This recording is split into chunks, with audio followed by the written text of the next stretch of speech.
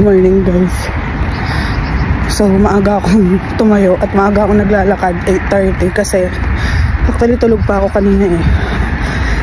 Yung friend ko kasi may trabaho na tsaka yung husband niya. So wala doon magbabantay doon sa anak nila. So nagpapasuyo na pakibantay daw hanggang 2 PM lang today.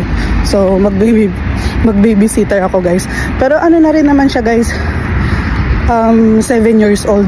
So hindi na ganun kahirap bantayan. So ano ko lang siya. Ang tawag dito, ano lang natin siya sa TV. Netflix natin siya, kaya YouTube. So ngayon papunta ako sa bus stop guys. Susunduin ko siya. So i-update ko na lang kayo pag pauwi na kami ng bahay or kapag nasa bahay na kami. So ayan, nanonood siya ng TV. Pinapanood ko siya ng TV. Gusto niya mag-cellphone, hindi ko pinanet. So nag-TV na lang siya. So ako kakain naman muna. Nagluto ako ng pansit canton. So kain muna ako. It's 1 o'clock na. Ayan siya, nanonood pa din siya ng TV. Pero nag-lunch na siya. Nanonood siya ng Minecraft. Tawa siya ng tawa. Ayan. So ako naman magpe-prepare ako ng lunch ko. Luluto ako ng kimchi rice. So may kimchi na ako dito. So ito na yung rice.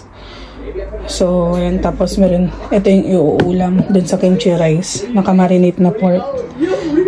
So ayan, di ko alam kung anong oras tatawag yung tatay niya. Siguro mga 2 o'clock. Tapos na siya mag-work. By 2:30 or 3 o'clock masusundo na siya. So ayan, dyan lang siya. So anyway guys, i-update ko na lang kayo. Guys, tumawag na yung daddy niya. I-attend ko na siya. So nagsasapatos na siya. Ayan. So nagsasapatos na, i-attend ko na siya sa bus stop. So tapos naglalakad ako. Naglalakad na kami, i-attend ko na siya. So dun pa yung bus stop. So guys, sinundo na siya ng daddy niya. Hindi kami nakarating sa bus stop. Sinalubong kami. Ayun na sila, oh. Naglalakad na sila doon. Hindi ko alam kung makikita niya.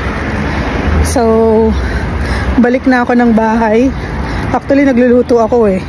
Kaya, nagmamadali rin akong pauwi. So, anyway guys, thank you sa pagsama sa akin. So, hindi ko siya masyadong vinidyohan, no? Kasi, alam niyo naman, hindi pwedeng i-face reveal ang bata. So, ayun.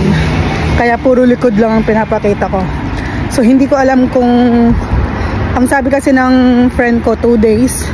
So, hindi ko alam kung pati bukas ihahatid siya. So, i-update ko na lang kayo. Bye-bye!